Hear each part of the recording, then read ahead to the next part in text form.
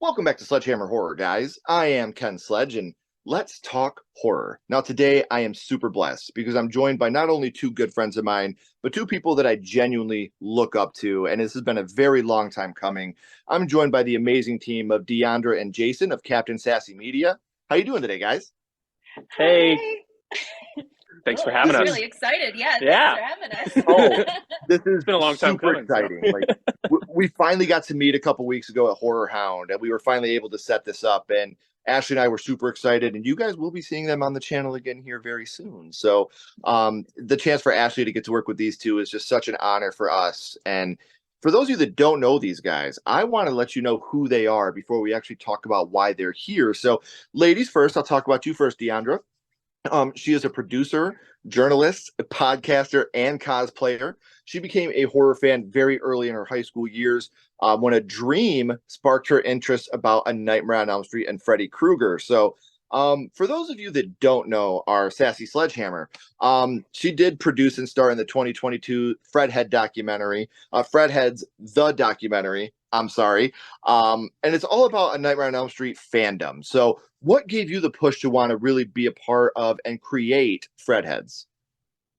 Well, it was kind of like just being a part of this community that people didn't necessarily understand for the longest time. I mean, my parents are in the documentary, and they're like my first go-to for an example for that of just saying, I mean, for a lot of parents who are not big horror fans, when your kid gets into horror and you're a pretty conservative family, you their automatic response was to worry. I mean, my grandma started putting crosses on my pictures and saying that it was only a phase, and she still has it there. She's like, "Oh, you still got that horror thing?" I'm like, "Grandma, it's so deep, Grandma. It's not a phase anymore."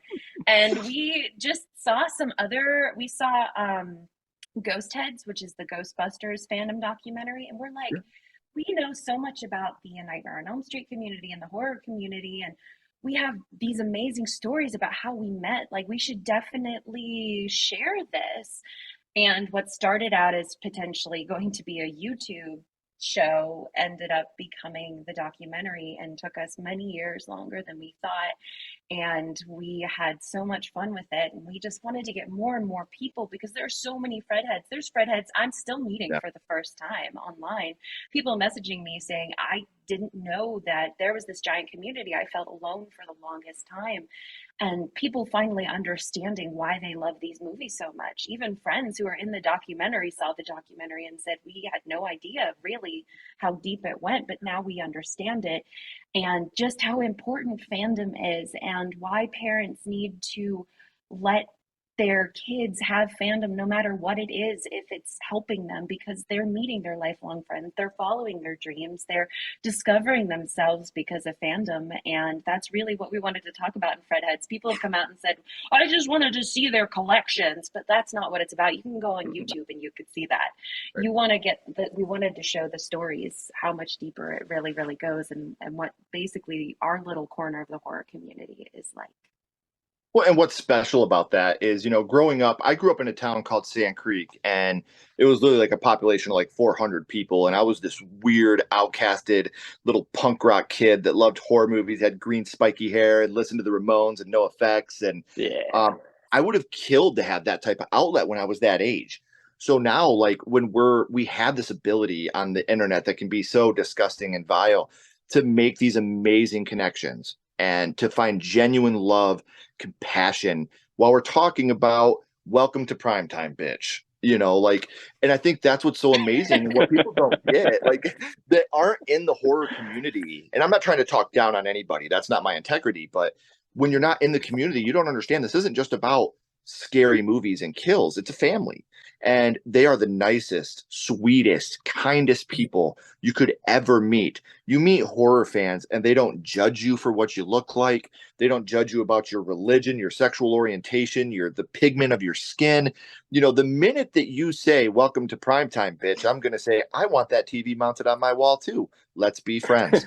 Like, these are the things that I try to explain to people. Like, yes, we love horror movies. Yes, we love the adrenaline of the fear. But once you start to meet the people behind it, you don't get rom com con. You don't get people dressing up like Ryan Gosling to go spin their girlfriend and say, "If you're a bird, I'm a bird," in a gymnasium. You don't get that stuff. No, you But don't. that's what horror means to us. We're willing to cosplay and stand in lines for hours to meet these people that have shaped our lives, and we wouldn't be the people we are today without them. And your documentary has helped a lot of people. I've been able to talk to a lot of people that were really impacted by that, to learn that, like you said, whether it is, your sexuality, your creed, your music style, you're not alone. There's people out there that are willing to listen to you, that are just like you, that went through the same things you did, and we're able to talk about how amazing and positive these experiences are. So, um, and then to put other feathers in that cap as well, you have the podcast Elm Street Radio on the franchise, and to not, like that wasn't enough. You had to put more stuff on this plate. You are a Fangoria affiliate, a writer. You've been writing for Shutter's The Bite. You've partnered with brands including, I don't know if you guys have heard of these, Bloody Disgusting, Gibson, Paramount, Big Honcho, all these different things. When you were doing all these things at once, how do you find the time to balance all these different things? Scheduling. And luckily for me, we're a team, so we divide and Yeah. conquer, and we have different things that make us work. So I don't have to do it all by myself. He doesn't have to do it all by himself. Mm-hmm. We really are, I work on some of the creative stuff. He's the planner, he's business savvy, he's organized, he's the photographer and videographer. I mean, all of this is completely on him. I could not tell you he'll ask me, he'll teach me all the time about f-stop and the focal lens and everything that needs to happen. And I'm trying so hard to remember it, but I am, it's still a struggle. She downplays herself though, like she crushes this stuff. And it's She's funny, really you say good all at the it. things that he's good at, but he's also a tall drink of water too. So we're going to talk about you here for a second, Oh, Jason. Um, oh, you know, sip. not to be outdone, like you said, the biggest thing about this is, and I try to explain this to everybody, you're a team. And at the end of the day, this isn't 1930, where one person is expected to carry the whole load on their back anymore. You're a team. And what you guys have, it really is a team effort. And putting that together, there's no better feeling than working with your partner and having these amazing things come to fruition that you've been dreaming about for years, and you're living the dream. I get it. Every time I see my wife's eyes light up when something happens, like it's a special feeling to be doing this with my partner. And like I said, Jason, it's not like you're just sitting at home baking the pies and wearing an apron. You are also a YouTuber, director, producer, photographer, amateur filmmaker.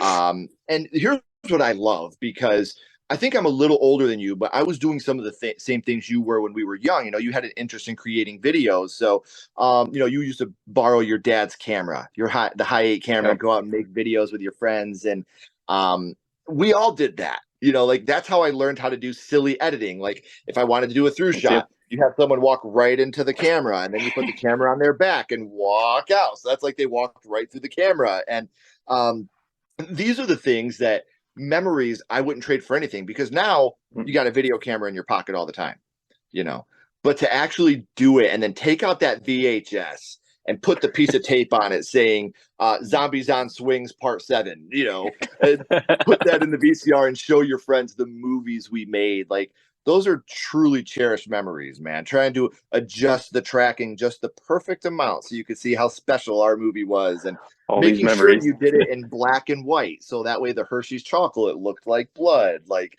these are the special things that I think are so, and that's really guided you into where you are now. But Mm-hmm. also a musician. You did a lot of touring around the country, playing venues from the Norva and Norfolk to the Warp Tour. I don't know if you guys ever heard of that. I fell in love with a girl at the Warp Tour one time too. South by I think that's a Southwest, all song. these different things. So, when you were a touring musician, if I can ask, what was your Yeah. specialty? What did you play? So in that band, I played bass and did backing vocals, and then if we ever played acoustic, I would play acoustic guitar. I played guitar more, but I'm Yeah. definitely better at bass because arguably in that genre it's easier, which is definitely my forte. Easier. What kind of music were you? It was pop punk. We Yeah. always just say Blink-182 legitimately. Yeah. Like, Yeah. so Dude, and we get go ahead. No, it's funny because you talk about Blink. Obviously, I just made a Blink pun with the rock show, but Yep, you know, we got like it. I'll never forget. Like I started with super punk rock, like the Angus soundtrack, and I heard about like Weezer, Rancid, and stuff. And I was like, oh, I love this.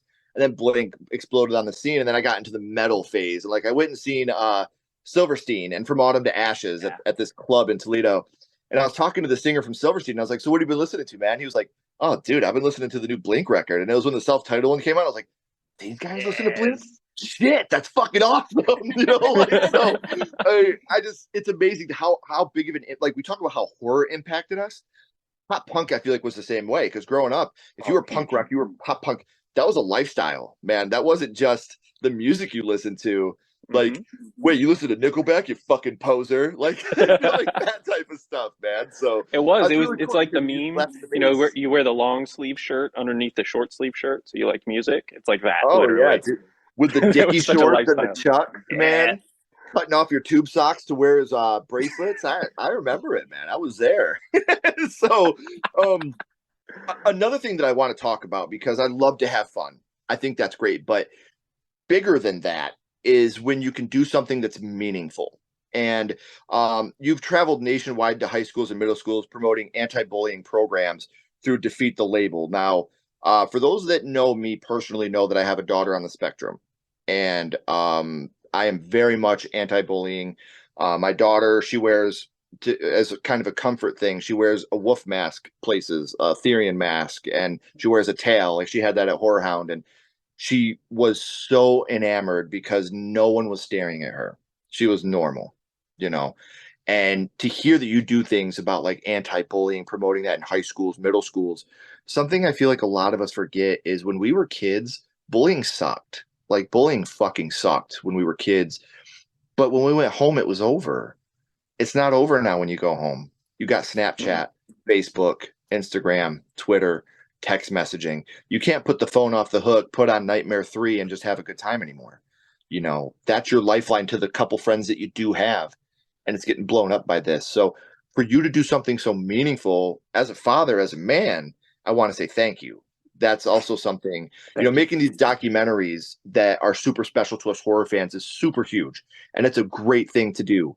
Going out and doing these anti-bullying campaigns and helping children is an amazing thing to do. And this is what I'm talking about when I say the horror community are the best fucking people on the planet because we have heart, we have empathy, we care about people. And when I said at the beginning that you guys are friends and people I genuinely look up to, that wasn't just about the horror stuff. It was about the human beings that you are and the way that you go out of your way to take care of other people and children. Like that's fucking beautiful. So if you, anything comes from this, I just want you both to know that I love you both and what you do is special, and don't take that for granted because there are people out there that you guys are helping that if you wouldn't have came along wouldn't get the help they need. So above everything else, horror movies, podcasts, that's cool as shit. But doing stuff like that, that's real. So thank you guys Thank for the work that you do with that. we love you back Yeah. for sure. Yeah. So I have to know, how did you get started with Defeat the Label and the Hmm. anti-bullying? Yeah. So I do want to state that this was like 10 years ago. You know, so Oh, like doesn't matter, one of man. our Like, passions too is we want to get back into a lot of this. But it was through our management company. We had that passion. One of the members was a teacher. Basically, all of us had been bullies, been bullied or been bullies, right? And yeah, that's an important thing is to really grow from that and change from that. But we were trying to set up some sort of nationwide tour and also continue to try to have that positivity because especially at that time in that genre, being positive was not where it was. Like if you didn't do breakdowns and you weren't mad or angry, like you didn't have a big part of that genre. So we got linked up with them, had some good conversations, and they realized that we had a cool format to follow what they do for their tours. They basically set you up in middle schools and high schools across the country, and you play at lunch. Go play at yeah. lunch, and then there's an assembly, and you talk to the kids, and that was probably my favorite part. You know, you go play 6 shows, and you cover some Taylor Swift, and the kids go nuts. It's so much fun, but going to be in that room and hearing the people that you just thought were cool figure out that they weren't. Like they got picked on, they went through it. So that's, it was kind of a simple setup through our management company, to be honest, but we found a lot of passion in it. And had that band not dissolved, that would have been one of the main things I wanted to continue to try to do. Yeah. Um, you were talking about it earlier, how some of our pasts kind of like line up Mhm. to help us nowadays, or like, make us link better today nowadays. And she and I went through a lot of different bullying in our lives in different forms at different times. And it's just like you said, now they can't even escape it. And it's just so sad. And one of the things that she's brought me into the horror community, because I was not a part of it, I didn't watch a lot of horror or anything like that, But he did was have the American Psycho that is true. poster, the And The Shining. Clockwork Orange, and the Shining posters in his basement, which was a huge plus. Appreciate good movies no matter what. But what sorry, I kicked you. But what we kind of figured out is, like, everybody's suffering from that, and that particular community suffered from it some of the most. So we've tried to find it our a passion to figure out a way to uplift people and give them the ability to feel seen. And so that's been our big passion with this. And yeah, I guess I took your answer a little far, but No, like that, man. it's amazing because, like I said, I have a daughter that's on the spectrum. I have a sister that's deaf. And so, like, bullying's been a huge part of my life since I was very, very young. And anybody that I see that does anti-bullying campaigns or help with autism, like, those are the two things that are the softest to me because those are the things that I live with. And so, like I said, you said it was 10 years ago, but the people that you talked to 10 years ago are now 10 years older talking to their kids or other kids about the strength that you can get from being, not like you said, though, not just from being bullied, but from being a bully because of your insecurities and then outgrowing that and learning from your mistakes. Because that happens a lot too. Some of the people that I went to high school with that I fucking hated are some of my best friends now because they've overcome their insecurities. They've overcome the need to make people feel smaller than themselves now. They've been able to Mm-hmm. find something in their life to make them more secure with who they are so they don't have to go and try to make people feel smaller than them. And that's a huge learning point too. So And for you to go out hats and off to you teach them, too, to be friends with no, them now. Yeah, it that's a big that's thing. like I said, man, we were kids. You got to grow, you got to learn. In order for me to be a father and not be a hypocrite to my little girls and to my son, to tell them, you grow, you learn the stuff in high school. I know it's important to you now, but I promise you, sweetheart, in 20 years, only the good times are going to be the ones you remember the most. So Yeah. for every one person that doesn't like you, there's 10 that do. So fuck the one. Worry about Yeah. the 10 that do. Don't even worry about the one that doesn't. So, um, man, that got heavy and that got me a little emotional. So, Me too. um, if you guys ever get the opportunity to start doing that again, just know that here in the Midwest, I will hook you guys up with every single possible connection I have. I've worked with a couple different school systems as a parapro to work with autistic children. So if there's ever any need for you guys to want to come out here to the Midwest to do that type of thing too, I will do everything in my power to make that happen as well. I promise you, Thank I will you. do Yeah. everything I can because that's It's that's so important.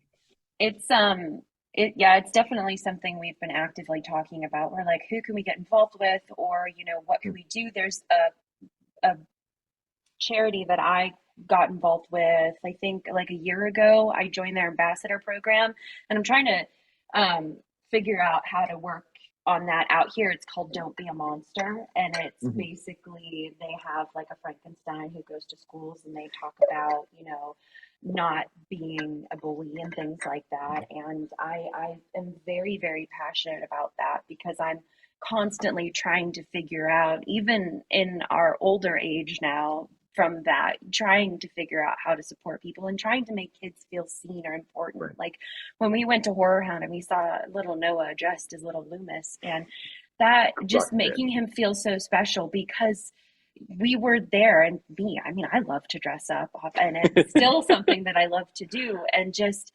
hearing his dad be so thankful to everybody at that con, like you said, like your daughter, I mean, little Noah, he said he's homeschooled, and he doesn't get out to talk to people a lot, but everyone made him feel so welcome. He just got this boost of confidence, and Yes. now he wants to do more and keep going back because he feels like he has friends. He feels like he found people, and everyone was talking about him. And it's those things, and going out and helping kids, and talking to them and encouraging them when they need it most is just so important. And so I would love to be able to do that again, even if it means we have to start our own foundation. That would be Well, something you I would got love to backing do. Let's here. do it. Thank Ashley you and I would guys. do whatever we can to help you guys, I promise. And one thing I did want to touch on before we talk about why you're here is when you're talking about the kids at the cons, when you just walk up to them and go, "Whoa, you look great. Can I get a picture with you?" Talk to their parents like, "Hey, can we get a picture?" Those kids feel like they are the kings and queens of the world. These people Mhm. want Yeah. pictures with me because of my costume. Like I said, Noah, he crushed it as little Loomis. And you had all the little Megans walking around, and Mhm. it was great. Like it was just so much fun to watch these people, these younger children, be in their element. And they go to school and they talk about the stuff, and they're what, but they come out here to a con, and they're almost idolized. They know what it's like to be on top for that time. And that's no every child should feel that all the time. So for you to go out of your way to try to help, there's nothing better than that. So, man, like I said, we got heavy there for a second. I'm going to lift the weights a little bit. Let's have some fun now. So, uh, in order for you guys to be as influential as you are in the horror genre, horror had to start for you somewhere. So now I would like to go back to the past and talk about what got you each started in the horror genre, your first horror movie. Diandra, I started with you first last time. So, Jason, I'm going to start with you this time. Oh my Your gosh. first horror movie was. uh, so we had to think about it for a minute because I couldn't remember. But the first one I sat down and watched all the way through was Urban Legend Final Cut. Um, and I didn't even know it was Final Cut until she told me. It sounds like I don't know anything. I promise I do. But like, she goes, okay, what was your first horror movie? And I sat there for like 5 minutes, and I'm like, oh, it's Urban Legend. And she goes, which one? I'm like, the kidney one. She goes, Final Cut. I'm like, oh no, like I haven't even seen the one with Robert Englund. Like, what am I doing? Well, and So I that still like. barely that one. I know that a lot of people like. I think the Urban Legend, like that little threequel they had, I don't mind any of those movies. I think that those movies are all a great time. I have fun with every single one of those movies. Like, that they came out at a time when I've always said that Scream, whether you love or you hate Scream saved the horror genre. You look at the movies that were coming out in 94, 95, and then the movies that came out 97, 98 post Scream came along and put a shot in the arm to the horror genre. We started getting your I Know What You Did Last Summer, Valentine, and then our little threequel here of Urban Legend. And I feel like each one of these movies has its own redeeming qualities. So don't poo-poo on the fact that this was your first horror movie, man. It could be so much worse. So, kind of shocking. I thought we were going to get another answer here from Deandra, but this is not going to be the movies that you thought. So, Deandra, your first horror movies were. It was the Wolfman, the original Wolfman, way back in the day, because my cousin loved the Universal monsters, and I found out in the last few years he still does. I'm not the only horror fan in the family. He's got a huge Universal monsters collection. Mhm. Yes. And the other one, though, that I also watched around the same time was Jaws: The Revenge, and that one just broke my heart. Just the one particular scene just broke my heart. I Yeah. mean, in the Wolfman, I remember, seeing the transformation, seeing him with the gypsy. I remember that so vividly in the fog and the black and white.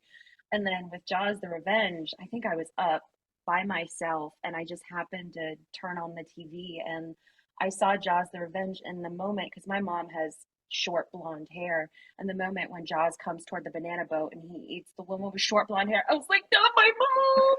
Oh my gosh. And I like sometimes when I watch horror, I don't know if anybody else ever does this, but I get like empathy for certain people in horror Oh movies. And at yeah. that moment, I felt Mhm. like I was like, what if my mom had gotten eaten on the banana boat? What would I think? And That's a line. it just, Yeah. it's still, when I think about it, it still makes me like extremely sad. Yeah. Well, I know, she's okay. when I told you a little bit ago, Jason, when I told you that it could be Yeah. worse, that your first horror movie was Urban Legends Final Cut, it could have been Jaws: The Revenge. That's what you were referring to. I and look how far she's come.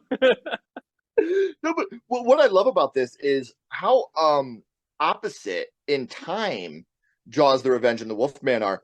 But how awesome is it that you really started with two different types of creature features? You know, like your horror life started with creature features, and we talked earlier about pop punk, which, by the way, my mom got eaten on the banana boat is an awesome pop punk song title. Just want to throw that out there. He's really big into pop punk, like fake fan names. That's the greatest pop punk song title. Like, what's up, guys? The song's called "My Mom Was Eaten on a Banana Boat." That girl broke my heart. Sounds like we need to write or form a band. collab. So we're talking about the Wolfman and Jaws: The Revenge, and like I said, two completely different movies, but they are conjoined in the fact that they are creature features. So, what would you say? Do you remember how old you were the first time you had seen these films?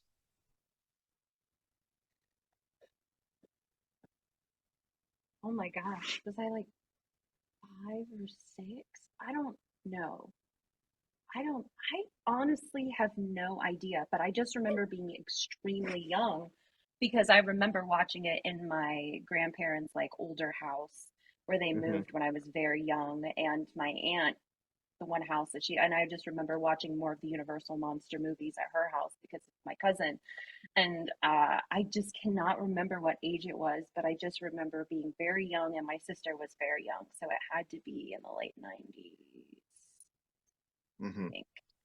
Right. Well, I mean, and still, like, it doesn't matter. That's what I love about this is we think about like, oh, you watched The Wolfman in the 90s.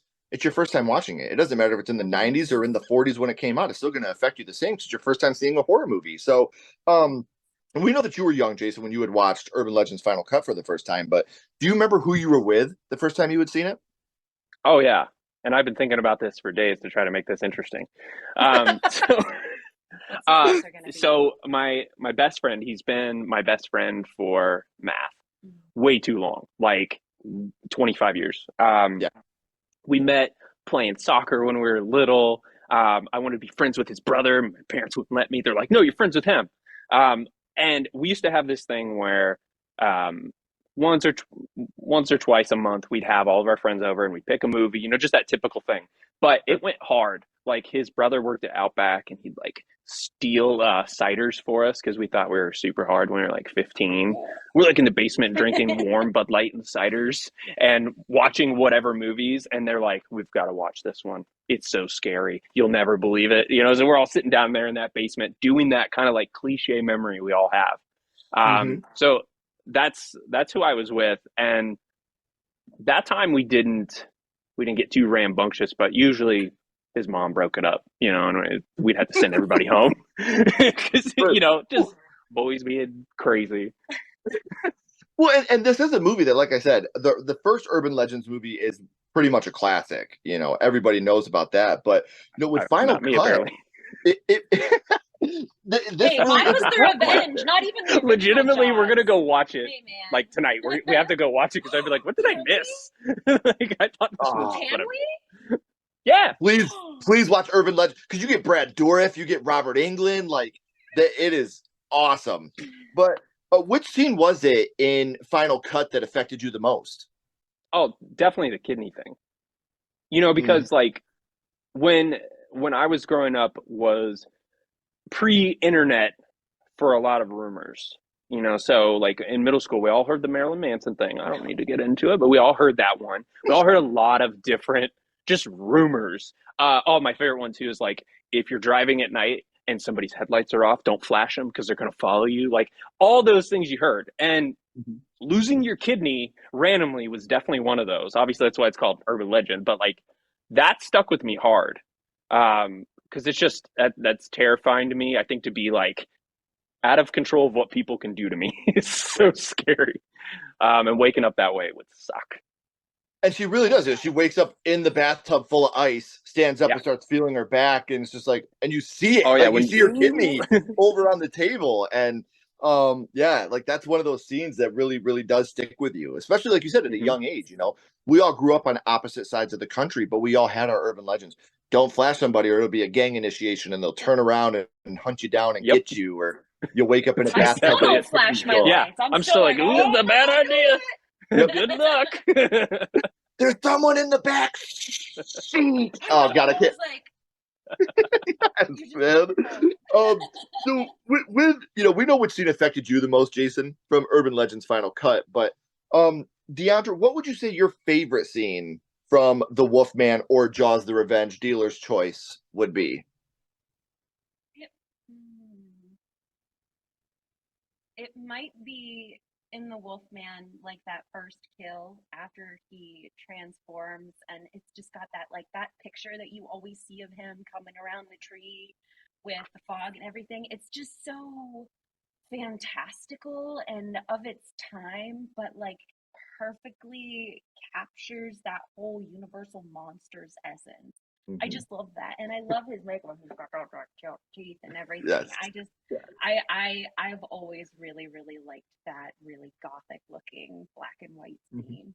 I love that. Well, and that was actually part of my next question, actually, because Universal Monsters did, pave the way for our Freddy Kruegers, our Jason Voorhees, our Michael Myers. They without the Universal Monsters, we probably wouldn't have our own Mount Rushmore of who we love as our horror villains. But since your first horror movie was one of the Universal Monster films, I have to ask, which Universal Monster is your favorite of the bunch?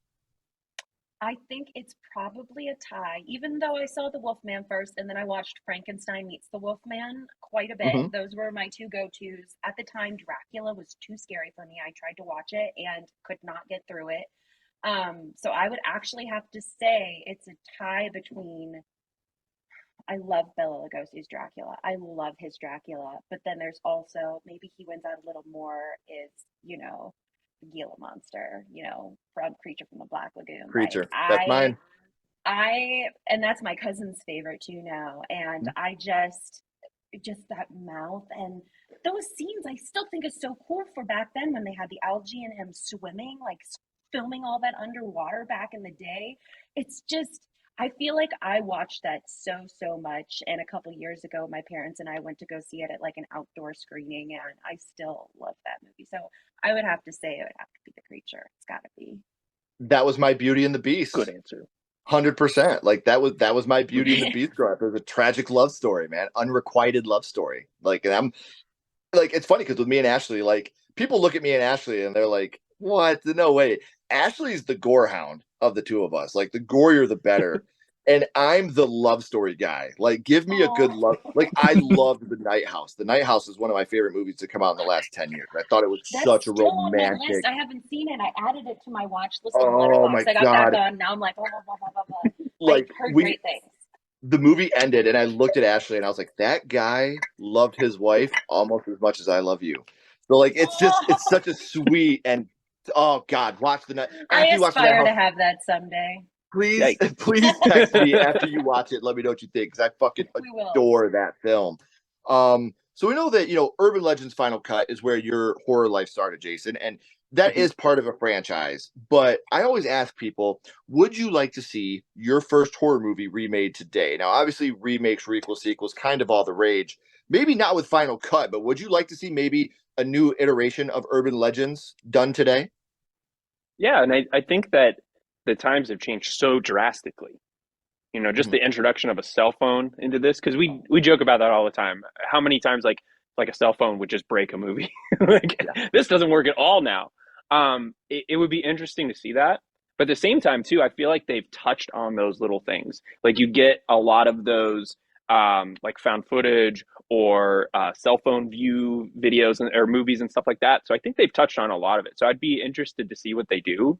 Mhm. But that's one of those that I feel like could take a rehash, but it would need to be serious. Right. Like we joke a lot about the kind of like lower budget sequels. It wouldn't work if it was too low.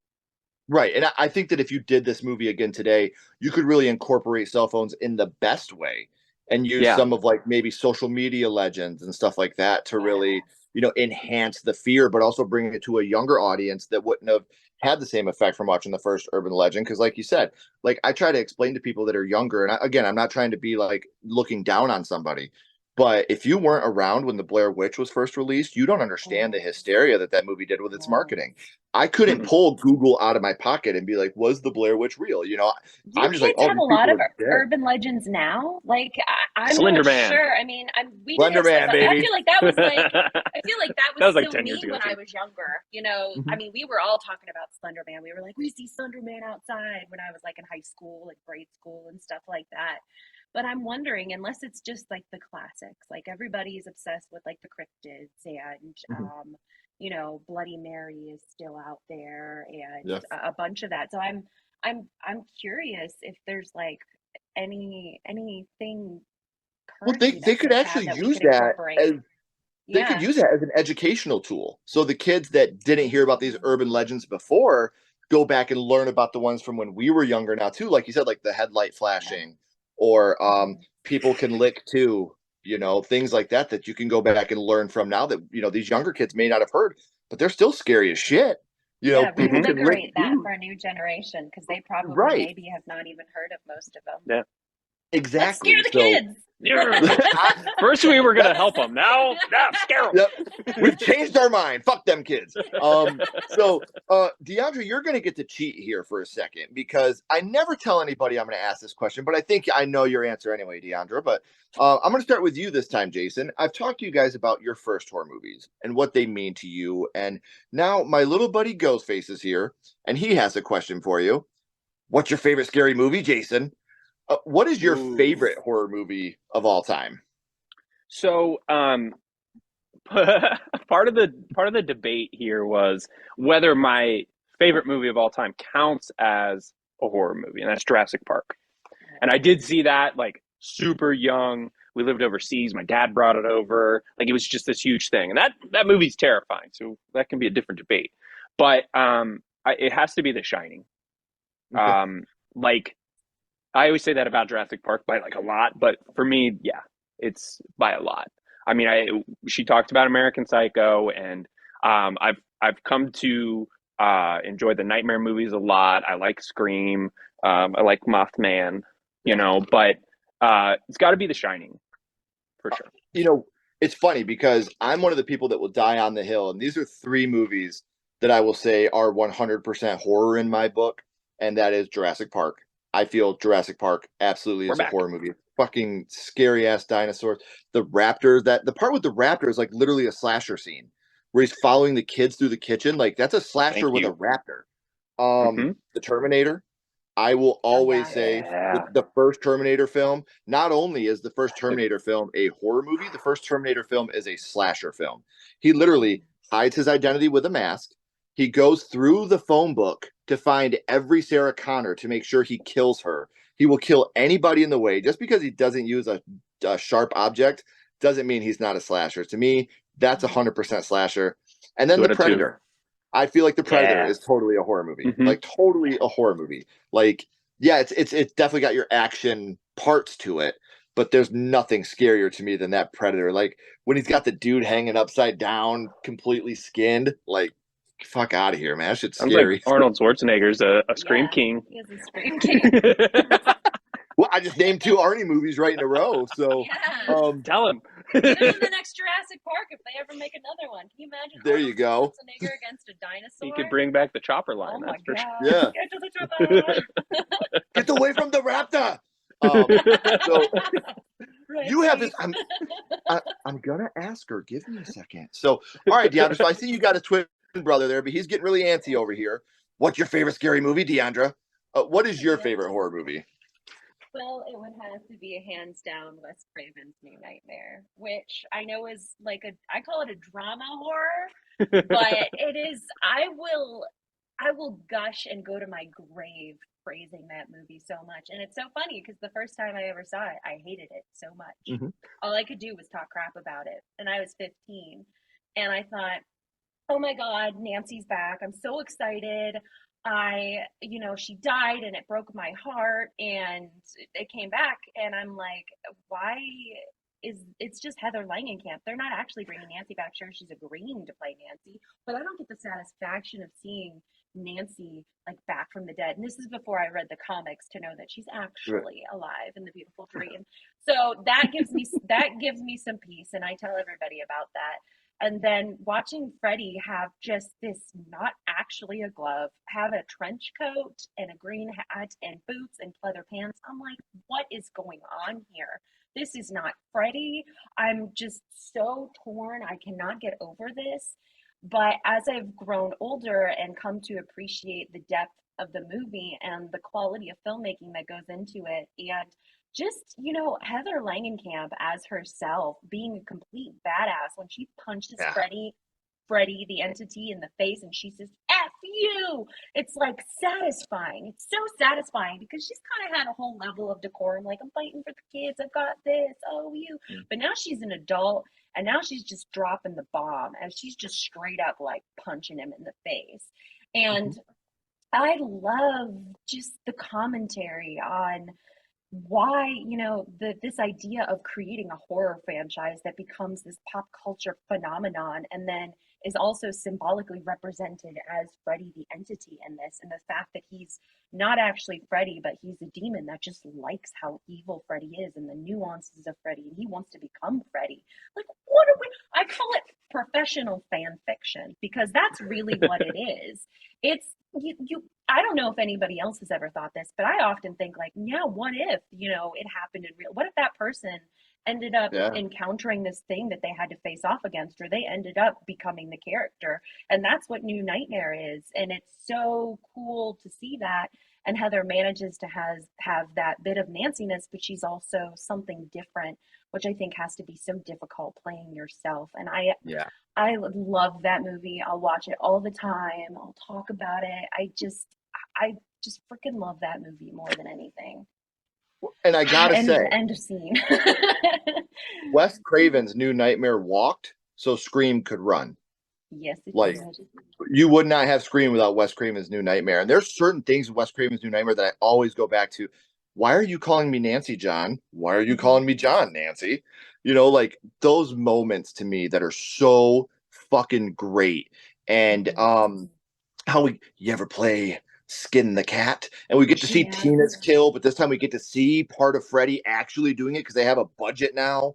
Those are moments to me that I love Wes Craven's New Nightmare. I love that film. It's so dark, but there's so many you're all my children now. When they're in the so many great moments throughout that comparison between what he became and then bringing him back. And I also love. Sorry, everybody. No, it's fine. I love it.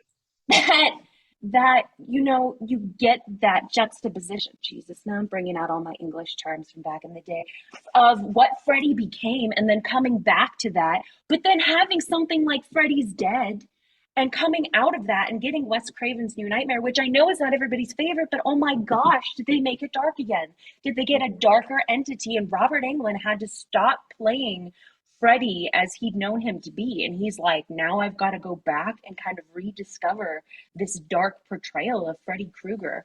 Dude. And even Robert, Robert Englund playing Robert Englund, he nailed that. When he's doing the painting and oh God, that just shows. I've talked about this before too, and I'm not going to go off on too much of a tangent, but something I really, really respect about the Nightmare on Elm Street remake is Jackie Earle Haley was able to do something as Freddy Krueger that Robert Englund was never able to do, and that's make me hate him. I had a lot of people that were like, I hated Nightmare on Elm Street the remake because I didn't like Freddy. I'm like, oh, you didn't like the child killer? Huh? Go figure. That's crazy. We were never supposed to like him. He's a child killer, and up until the remake, a maybe child molester, never confirmed in the original franchise. But, we were never supposed to like him, but Robert Englund has so much charisma that you can't help but fall in love with the guy. And then you watch the remake, and every time he's on screen, you're like, oh my God, fuck this guy. What do you want to play now? Fuck you. Ooh, sounds fun. You're like, oh God, fuck off. I hate you. Out of my Get out of my body. Everything about him, you just hate it. And that's, like I said, I respect Jackie Earle Haley because he made us hate Freddy Krueger. And Good Robert, I mean, perspective. Robert was fucking getting slimed on Nick at Night. Like, we'll be back in a minute. You know, like Appearing getting on slimed and Japanese shit. shows in his underpants as Freddy Krueger. Right. Like, You know, so yeah. I'm a huge fan of the Nightmare on Elm Street franchise as well. And I can find even Freddy's Dead. Like people like that movie's complete garbage. I'm like, you know what? My Uncle Dave took me and my cousins to see that movie in 3D at the movie theater. And I'll never forget watching all those little Freddies swim at my face. It scared the living shit out of me as a kid. So I can find a soft spot for Mission everything Freddy. accomplished. Oh, Like I said, my mom and dad owned a mom and pop video store. When I saw him pull up the Power Glove from Nintendo, I was like, oh shit, Freddy, yes, Nintendo. You know, as a little kid, I'm like, this is the he's just greatest like thing me. ever. Yeah. You know, so now you're You playing must with have had the power. Shut best the fuck up. times just like living in that video store because I would have killed to just like hang out in a video store without being It was like, are you done yet? You got a shoe. well, It's his I try to Randy tell my arc. kids, like, you'll never know the ultimate depression turning into the ultimate joy of going to the rack and being like, oh, the movie's out. Let's go see if someone returned it in the drop box. And then the person pulls it out from the drop box, like, we just got it back today. And you're like, my dreams have been answered. You know, like I love watching people go through that. So honestly, like I said at the top, I'm a huge fan of you guys. And I am so honored to have had you guys here. But before I let you go, we always bounce back to the same question. And Diandra, I'm going to start with you this time. We're going to go back to both The Wolfman and Jaws the Revenge. And what we're going to do here is rank these movies on a skull count. Now, we're not ranking them on acting, production, score, direction. We're not being critics. All we're doing is ranking these movies on how much they affected you on your first viewing. So, 0 skulls being not effective, 5 being extremely effective. You can use half and quarter skulls anywhere in the middle. Diandra, what would your rankings of The Wolfman and Jaws the Banana Boat Revenge be?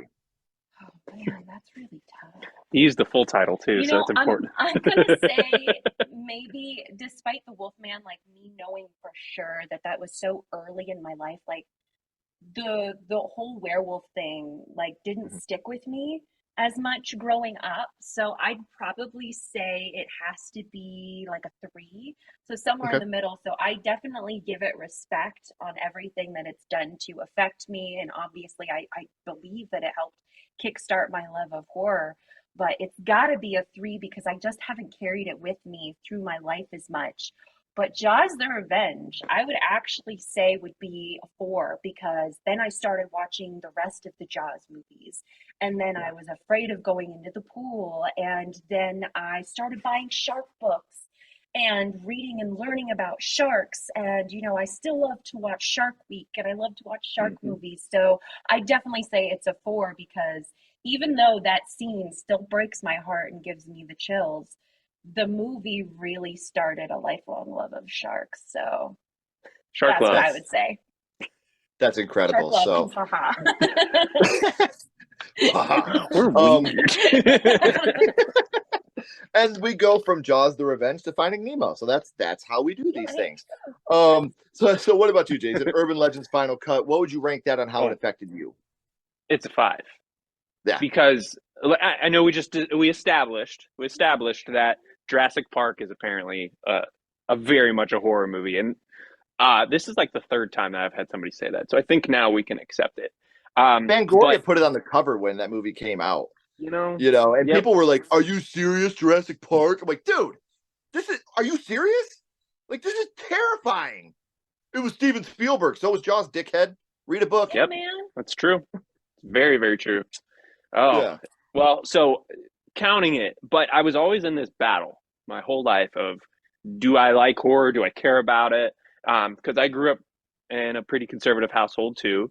Um, and so that just wasn't something that we'd watch. So knowing about The Shining was just because my dad liked Stephen King, so like I had seen some of those, but Urban Legend Final Cut kept me on my trend of not watching horror movies and not really being into them until I met her.